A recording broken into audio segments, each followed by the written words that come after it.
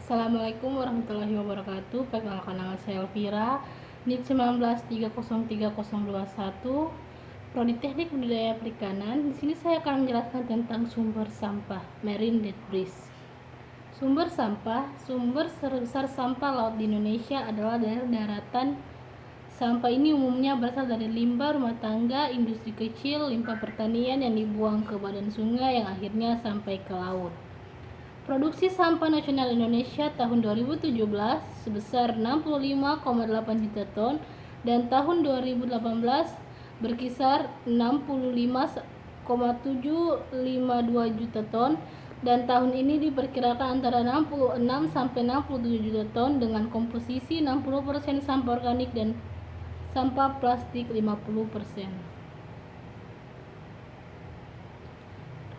Ratnawati 2019 mengatakan komposisi jenis sampah di Indonesia 50% organik seperti sisa makanan dan sisa tumbuhan, 15% plastik, 10% kertas, dan 25% lainnya berupa logam, karet, lain, kaca, dan lain-lain.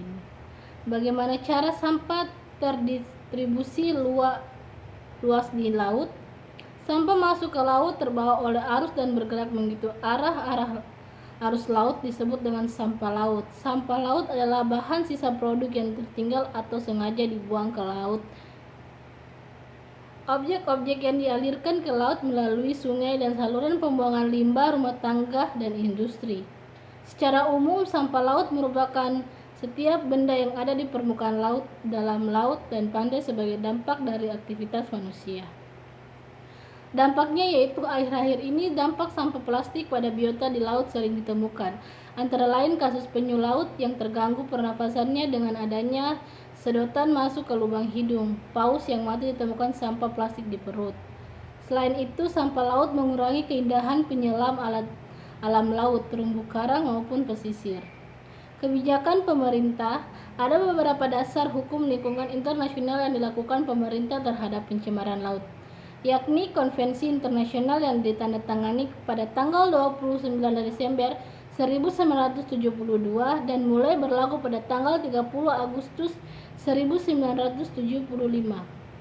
Aksi solutif.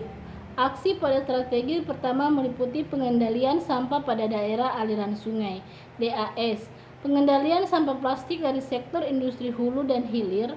Pada aksi ini, KLHK sudah membentuk Permen LHK tentang peta jalan pengurangan sampah oleh produsen yang saat ini sedang dalam tahap pengundangan.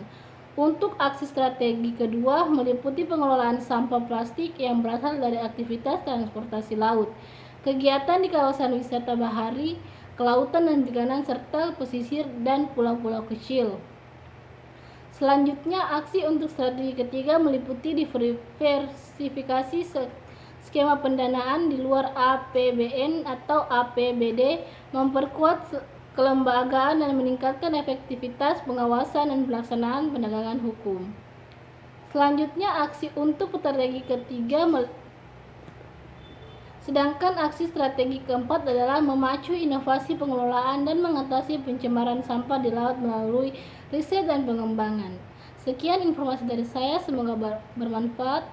Assalamualaikum warahmatullahi wabarakatuh.